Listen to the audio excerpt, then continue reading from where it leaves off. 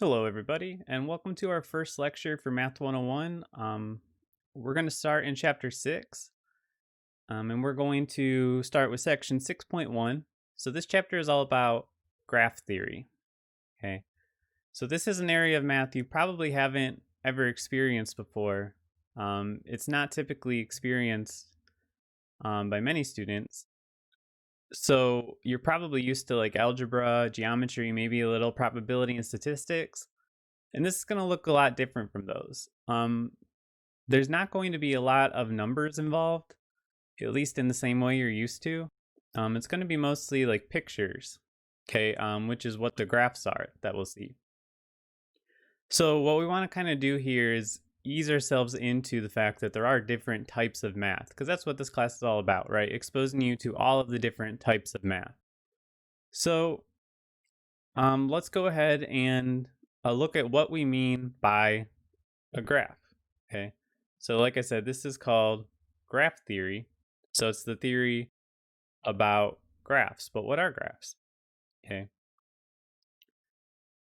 So some graphs you may know, when you hear the word graph, maybe this is what you think of. Maybe you think of the graphs from algebra, right? Where you have like a line, you have your axes here, you have your x-axis and your y-axis, and you have your points on your graph. Right. This is typically what I think of when I hear graph, just because I've worked with them so much. Or maybe you think of graphs like from statistics where you have like a bar graph, right? Something like this. Or maybe a line graph or something like that. But this isn't really what we're talking about when we're talking about graphs here. Okay, so graphs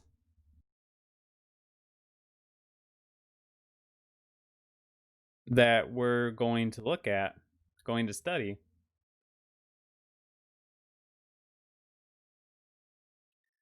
would be look something more like this. Okay. So we have these dots.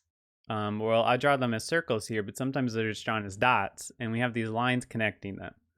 Okay, if we draw them with dots, it would look more like a triangle. Okay, which is actually, one type of graph we could look at. Okay, and we could kind of translate this onto the graph from algebra with the y and the x-axis, but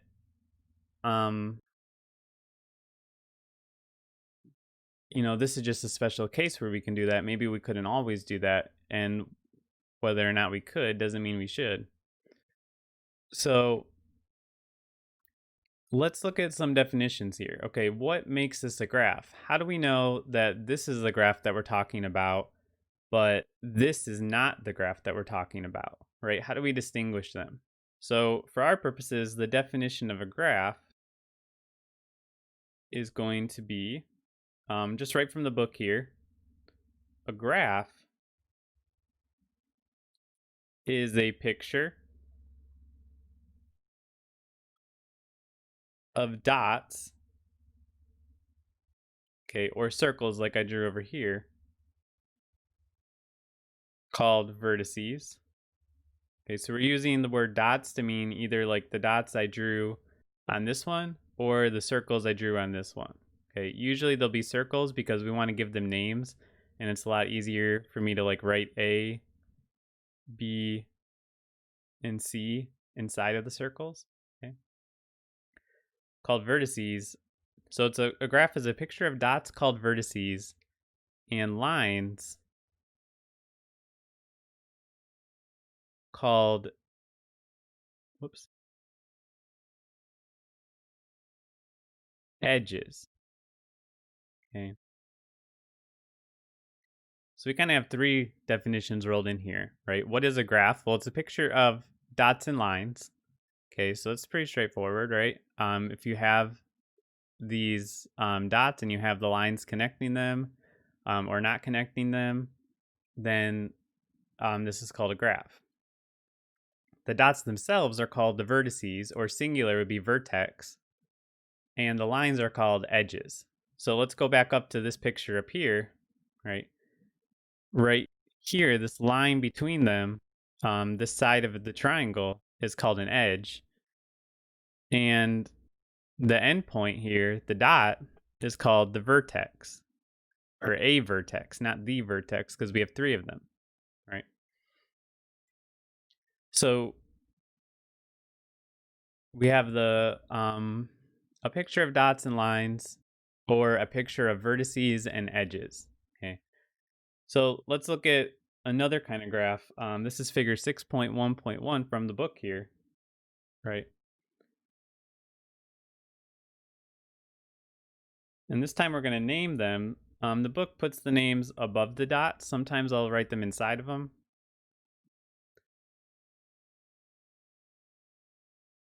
Okay, so we have U, V, and W. We have these lines connecting them. And then out here we also have Z. Okay. So this fits our definition, right? We just have a bunch of dots, a bunch of lines connecting them. Now we have 4 vertices this time. How many edges do we have? Well, we have this one between U and V. We have this one that's just, it's only connected to V. It kind of loops back around. We have this one between V and W. We have this one between W and Z. And we have another one between W and Z. Okay, so there's a lot more going on in this picture than there is in this picture. So we gave the vertices names, right? This vertex right here is called U. This one is called V. This one's called W. This one is called Z. What about the lines? How should we name those?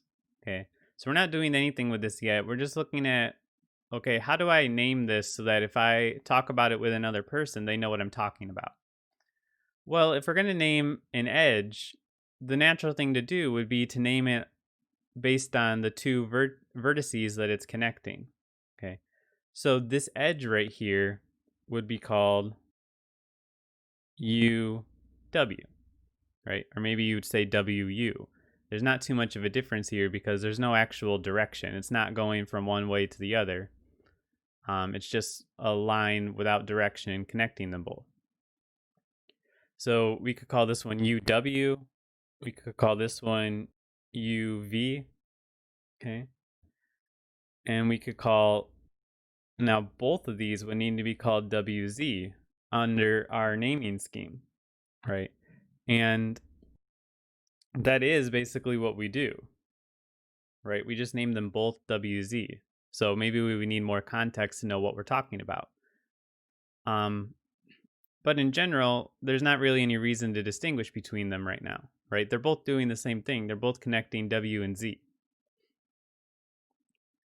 So, and then over here, we also have WV. Okay. But what about this last one?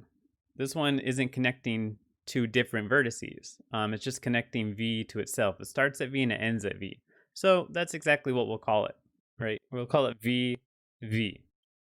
So in general, we name the edge based on the letter it starts at and the letter it ends at. Okay. So we have, how many did I say? 1, 2, 3, 4, 5, 6 different edges, and these are the names for all of them. Okay.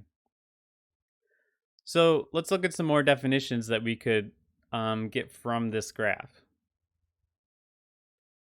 The first one, well, the thing that sticks out the most as being pretty different from the rest of them is VV over here, right? This one is the only one that is connecting one to itself. And what else do we call that other than a loop, right? It's looping back on itself. So an edge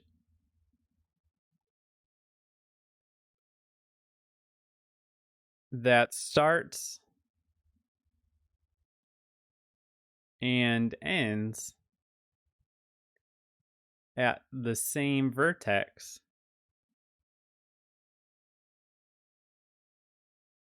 is called a loop.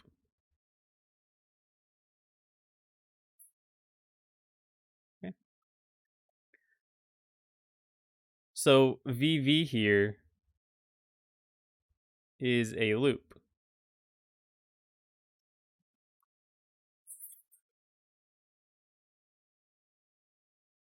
Okay, so it just loops back on itself, right? There's nothing really creative going on with this name here. It's pretty much exactly what you would expect to call it. So what about this WZ here? That's the other kind of weird one, right? Because there's two of these edges that are doing the exact same thing. Okay, so this is the third definition in the book here, what we call a multiple edge. All right, so I'll write it right underneath here. So if there are two or more,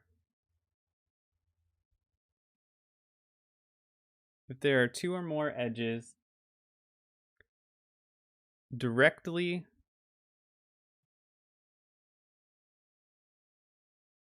connecting the same two vertices,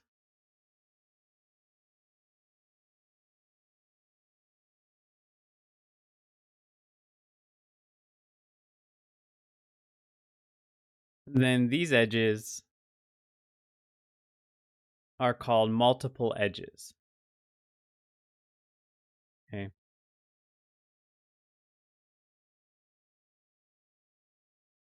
So in this case, we just have two, but multiple doesn't have to be two. It could be any number of them. So we would call WZ multiple edges. And maybe we do want to distinguish between them. Like maybe we would call this one WZ1 and this one WZ2, right? Maybe if the graph has direction, one of them would be WZ and the other one would be ZW. Okay. But we could do that just to distinguish between them. If you don't need to distinguish between them, then you could just refer to them as WZ. But yeah, WZ1 and WZ2, these would be called multiple edges because they're edges that are basically identical, right? So we kind of just group them together because they're doing the same thing. Okay. So let's look at another definition, and then let's try to decide if this graph fits the definition. Okay. So if there is a way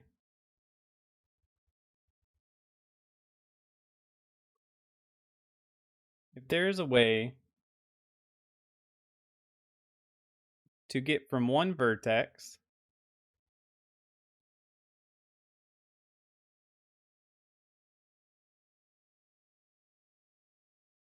to all other vertices,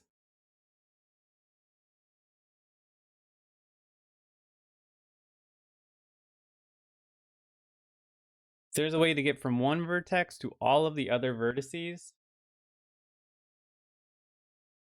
then the graph is connected. Okay.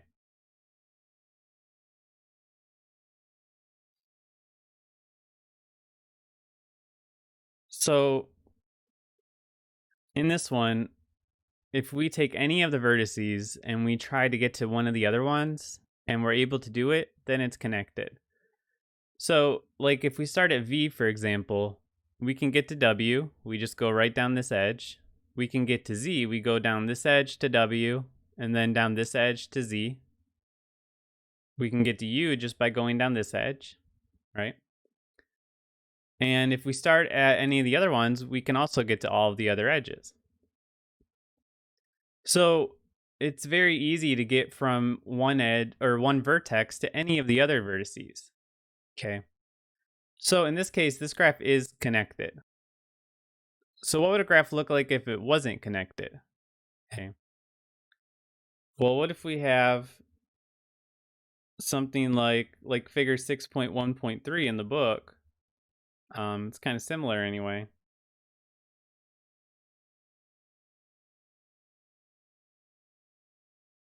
Okay. What if we have something like this? All right, and this is just one graph. It kind of looks like two graphs, and that's because they're not connected. But we can still consider this altogether one graph. It's just not a connected graph. Okay. So just to add to this definition up here, otherwise, It is called disconnected. Okay. So we can kind of split up our types of graphs into two different types. We have our connected graphs and we have our disconnected graphs. And this one would be disconnected. This one up here would be called connected. Okay. So I kind of squeezed everything in here, so I know it kind of all blends together. So I'll try to like color coordinate a little better as we move forward here, so that it doesn't all just kind of bleed together, like I said. Let me see if I can change the color on the fly here. I don't know if I can.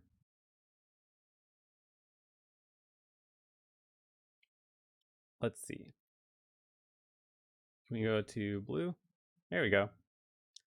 So let's make this one this purplish color. And then I'll go down here, change the color of this one, just so it's not all blending together here. Let's make it a green. Well, we didn't get all of it. Try that again. Whoops. So make that one green.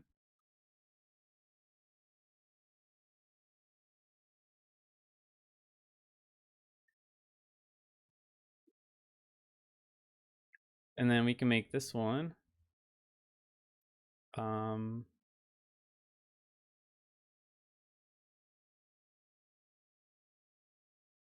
let's see, what color should we make that one? Let's make it how about blue? So there we go. Looks much better now. Okay. So let's use a dark blue going forward here. So let's look at some other definitions, okay? So that's what the first chapters typically are, just giving you all the definitions to kind of set us up for the rest of the chapter. So we have a big box of definitions here. You can see on page 198 in the book. So I'll just go down the list here. We have the order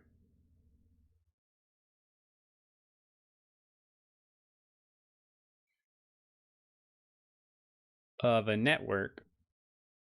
Okay. Now the word network is not one that we've used before, right?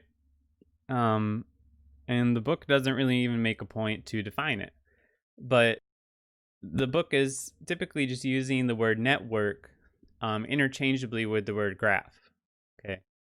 So in some contexts, in some different fields, maybe we would call it a network, like in computer science. But in other contexts, we would call it a graph. Okay.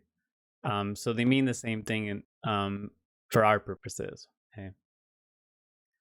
So the order of a network, well, this would be the number of vertices in the entire network or graph. Okay, so same thing. So if you look at this one up here, how many vertices do we have in this? Well, we have 1, 2, 3, 4, 5, 6. Right, so the order is 6. If we go up to this one, I won't, oh yeah, here. We have 1, 2, 3, 4, right? So our order is 4. And if we went up to this one, the order for both of these would be 3, right? So we're just counting how many vertices we have. And that's usually actually going to be pretty important information for us.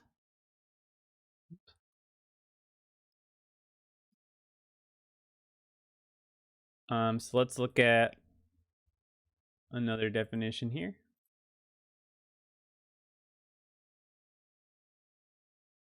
Adjacent vertices. Okay. Adjacent vertices are, what else? Two vertices that are adjacent to each other. So what does that mean? Well, in the words of the definitions we've been using, this would be two vertices that are connected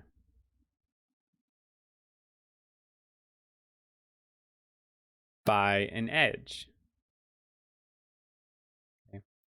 So like these are two vertices that are close to each other. You can get to them by only going over one edge. So if we just look at this one, okay, this vertex and this vertex, these are adjacent vertices, as are this one and this one. These actually are all adjacent vertices to each other because there's one edge connecting each pair. Whereas this one and this one, these are not adjacent vertices, right? There's no edge connecting them.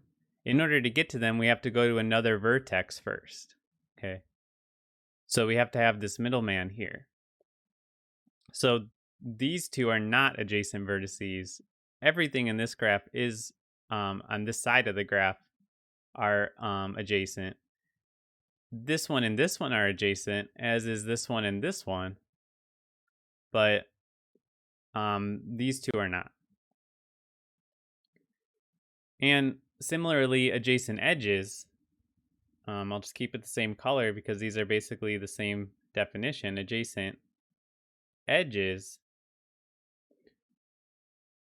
this is the same thing but for edges. These are two edges that share a common vertex.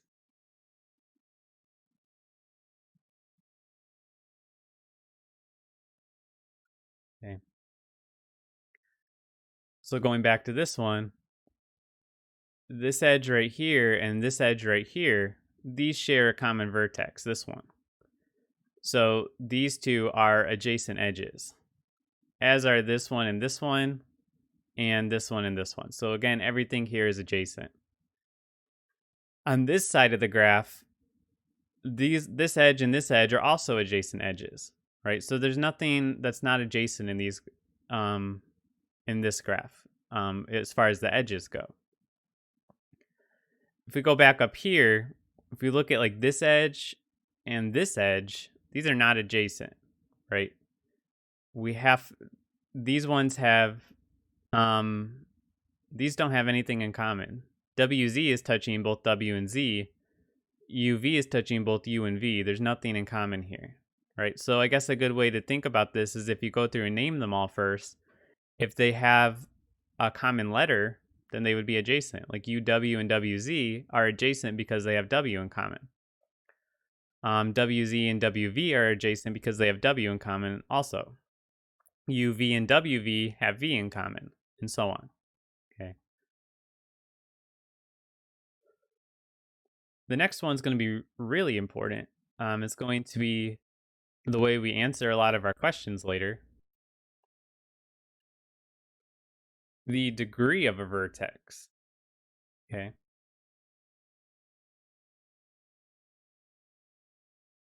The degree of the vertex is the number of edges at that vertex. Okay. It doesn't seem like it would be that important, but later we're going to have theorems that say this is true if all of the degrees are even or all of the degrees are odd. Okay, so later when we're looking at problems, one thing, like the first thing we'll typically do is look for the degree of every vertex. So we just want to count how many edges are at each vertex. Well, what about this first one right here? So this vertex has two edges, right? There's this one and there's this one. So this one has degree 2. This vertex over here, it only has one edge coming out of it, so it has degree 1. Same with this one. Let's go back up to this picture. There's a lot more going on here. U, for example, is connected to two edges, so that one has degree 2. V, it's a little tricky. It kind of looks like 4, but remember, this is only one edge. It's just looping back on itself. So this one has degree 1, 2, 3. Okay.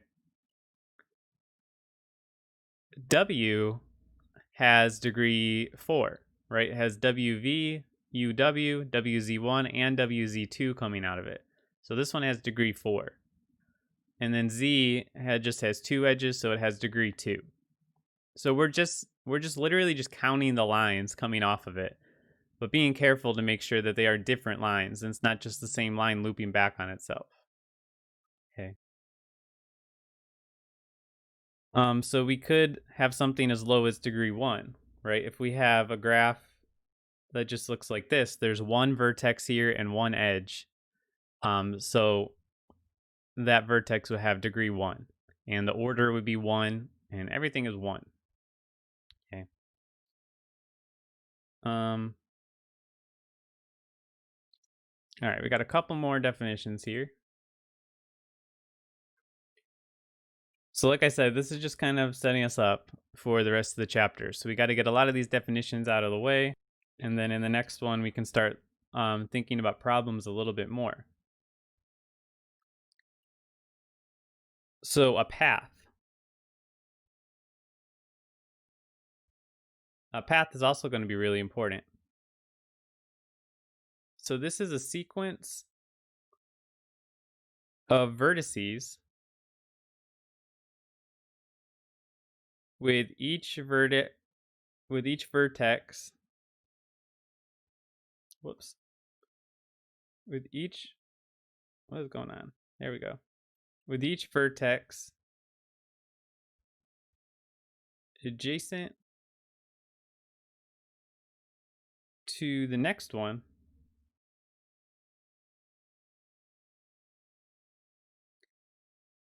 that starts and ends at different vertices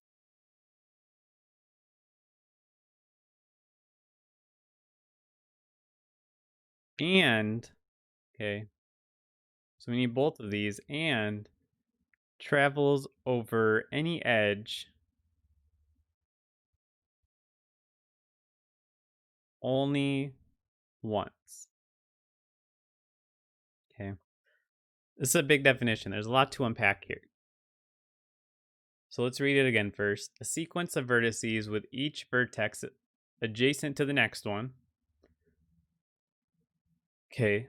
That starts and ends at different vertices and travels only over any edge only once. Okay. So let's take a look at what I mean by this. Okay.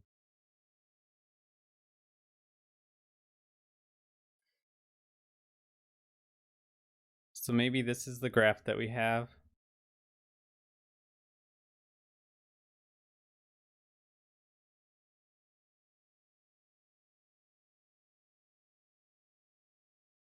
And maybe this is A, this is B, this is C, this is D. So we need a sequence of vertices. So that's the letters here, right? It might be A, B, C, D, right? So it's just the vertices put in order. But the catch is they have to be adjacent to each other. So we can't have something like AD, right? Because A and D are not adjacent. They have C in the middle of them. There's no line connecting A and D. We have to start and end at different vertices. So we can't do A, B, C back to A. Okay. So A, B, C back to A, that's going to be the next thing we talk about a circuit. But it's not going to be a path. Okay. We want to end at a different vertex. So maybe A, B, C. That would be a path. A, B, C, D. That would be a path. So we're just trying to find like a route here. How do we get from this vertex to the next? Or this vertex to some other vertex? Okay, which ones do we have to hit along the way? The catch also is that we can only use an edge one time. So we don't want to go A, B, back to A, then over to C. Okay, that wouldn't be a path anymore because we'd be going over the edge AB twice. So a graph doesn't necessarily only have one path. If you're trying to get from one place to the next, there's not necessarily only one way to get there. So we're looking for an efficient route because we only want to use every edge one time. We don't want to be going over the same route more than once because that would no longer be efficient. And we want to know, well, how many different efficient routes are there? Is there only one? Are there many? Let's see for this one. So let's say we want to start at A and end at D. How many different ways can we do that? Well, we can go from A to B, then go over to C, then go over to D, right? So some paths here, we could have A, B, C, D. And this is how we'd write it. We just write the letters right next to each other. So we go A, B, C, D, right? Pretty straightforward. We just go from one vertex to the next vertex. Now, it doesn't say we have to use every vertex, so maybe it would be more efficient to go right from A to C, depending on the lengths here. So we could just have A, C, D. That would be another path from A to D. And this would be the only, these would be the only two paths here, right? There's other ways we can do it, they just wouldn't be efficient, and that's why we only refer to things as paths if they're efficient routes. So something like A, B, A, C, D, that's not a path because we'd be going over the edge here, A, B, we'd be going here and then going back over that edge again, then going here, then going here, right? So there's only two paths for this graph. Let's go back up to the other graph and look at the paths for this one. Well, if we look at this one, for example, if we finally give these some names, probably should have done that a while ago. Okay. There's no path from A to D. There's no path from A to E or to F, right? Because this is not a connected graph. So if we don't have a connected graph, then we can't have a path. Our definition of path specifies that the vertices need to be adjacent. If it's not connected, then we have vertices that aren't adjacent. So we could find a path from A to B or to C, and from D to E or to F, or any of these, but we can't mix between them, okay? If we go up here, well, now there's a lot of different things going on, right? For example, if we want to get from V to Z, we could go V, U, W, Z, right? There's actually two different ways we could do that because we could take WZ1 or WZ2. We could go V, V,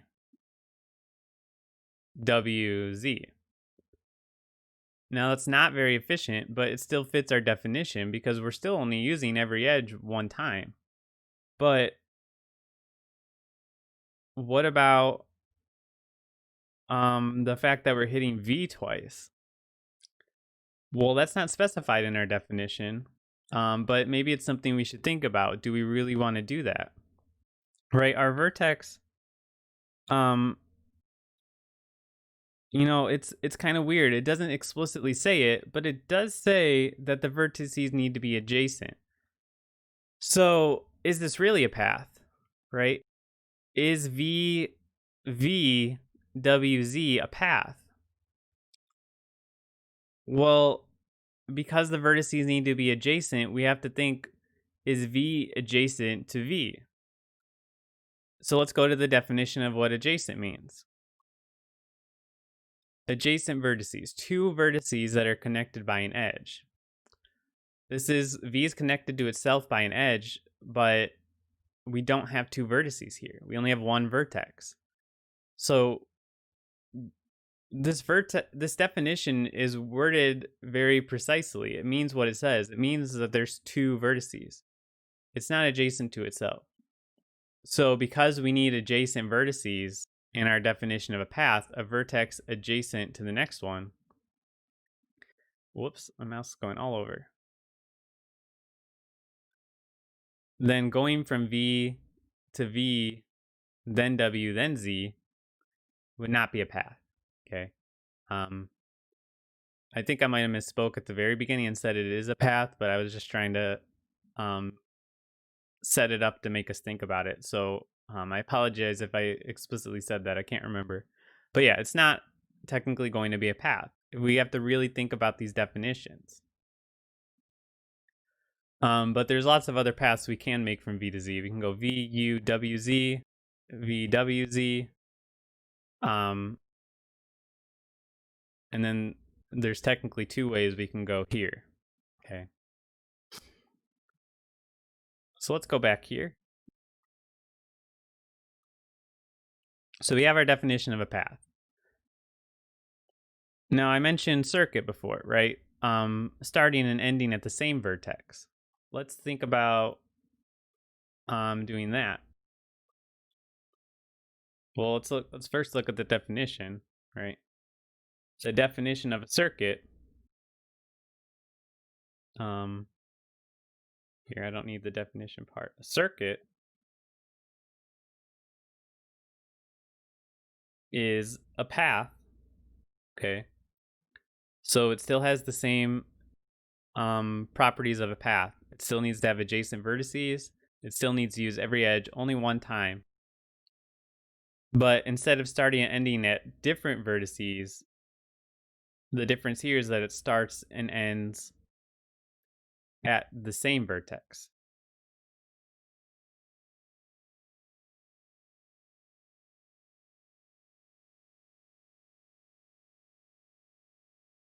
Okay. So a circuit is like a path with that has like a loop built into it, right? So not the same definition of the loop we had before, but the regular meaning of a loop, like it loops back around on itself throughout the path. So let's think about this one right here. Well, one circuit that we could have A, B, C, A, right? So the first and last letter will always be the same thing in a circuit. And we go A, B, C, back to A. So we have a circuit in here. There's no way for us to hit every one of these and still be a circuit, right? We can't go A, B, C, D, back to C, then to A, because we can't go over the same edge more than one time. So A, B, C, A would be a circuit. B, C, A, B would be a circuit. C, A, B, C would be a circuit, right? C, A, B, C. And then we could also reverse all of these. We could go A, C, B, A, B, A, C, B, and C, B, A, C. Okay. So basically, these three that kind of form like this circular loop here, that's what a circuit is. Okay. And that's the same way we would use the word circuit in like electricity, which is probably how you're used to hearing that word. If we go back up here, again, B, A, and C is forming a circuit, right? And there's lots of different ways we could write that depending on which one we want to start at and which direction we want to go in.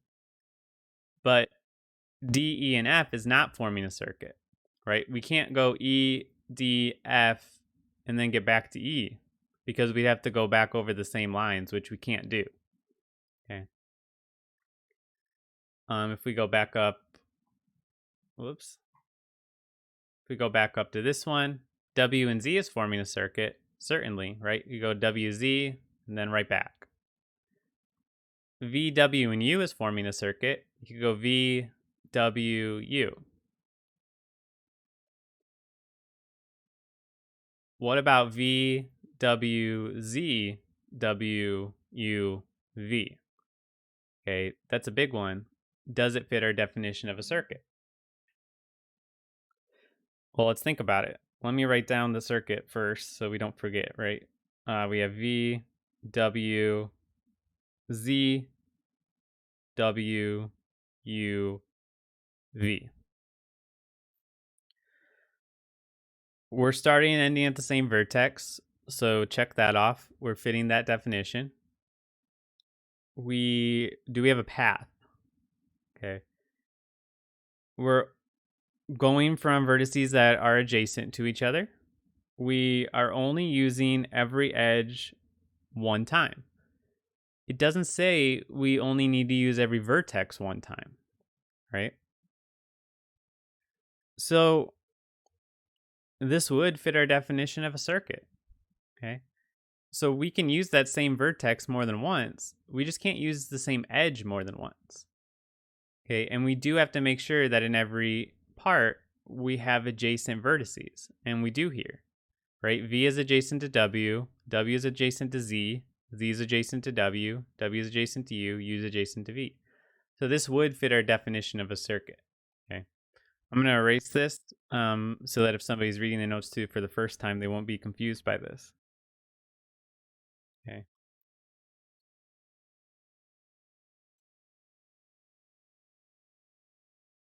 All right, so circuits are similar to paths. They just start and end in the same place. Last definition here. Let's use yellow's not a very good one for reading purposes. Let's go with purple. A bridge is an edge. Whoops. So you can kind of already think about what a bridge is. How would it connect here? It's an edge such that if it were removed,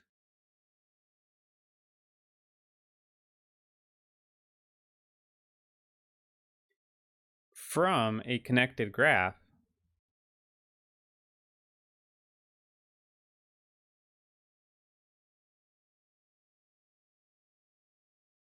the graph would become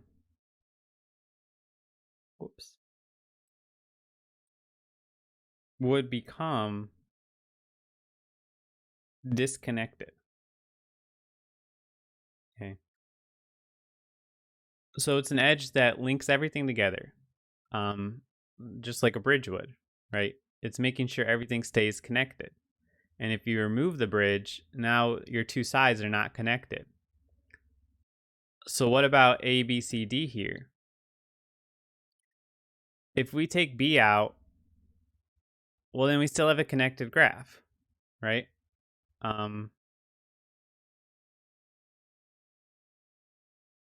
If we do that, the graph is still connected, right? We can go from A to C to D. Remember what connected means. All the way up here, right? There's a way to get from one vertex to all other vertices. So we can get from A to C, we can get from A to D. So we can remove B and it stays connected. Actually, we want to remove an edge. We don't want to remove the vertex itself. Sorry.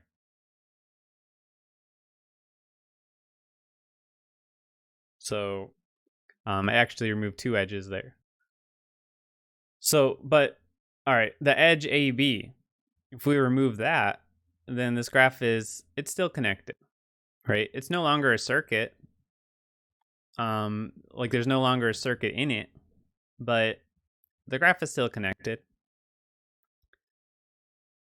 If we remove AC, again, it's still connected. There's a way to get from A to every other point and vice versa. Okay. What if we get rid of CD? Okay, if we get rid of that edge, now it's not connected. There's no way to get from A to D. And there's no way to get from B to D or from C to D. Okay, so this edge right here this one is a bridge. Okay. Because without that edge, it would not be a connected graph. Okay. So the bridges are, they're essential, right? This graph wouldn't function the same way without them. Go up here, well, this isn't a connected graph anyway, so there's nothing to worry about here. If we go up here, I don't think we have any bridges here, right? If we get rid of any of these, there's still a way to get from one to the next, right? If we get rid of this one, well, we have WZ1 that kind of does the same thing, right? If we get rid of VV, I mean, VV is not really doing anything anyway. It's not connecting anything, so we're fine, right? There's really no edge we can get rid of here that would make this disconnected. Get rid of WV, well, that's fine. Just go the long way from V to U to W, right? So there's nothing that's going to make this a disconnected graph, so we don't have any bridges. Same with this one, right? There's no bridges here because everything, it's going to be connected no matter which one you remove. So the only bridge in all the graphs we have so far is CD here, okay? All right. I think that is pretty good for this chapter. We've gone through a bunch of examples, a bunch of definitions. The book on page 199 has some more examples of this. So if you're, there's a lot of definitions here. So even if you're feeling confident with this, I would still encourage you to go through the definitions on page 199. And, it gives you another graph, and it just basically asks you, okay, what kind of paths are there? What kind of circuits are there? Etc. So I would encourage you to work through that on your own, just to make sure you're comfortable with these definitions going forward.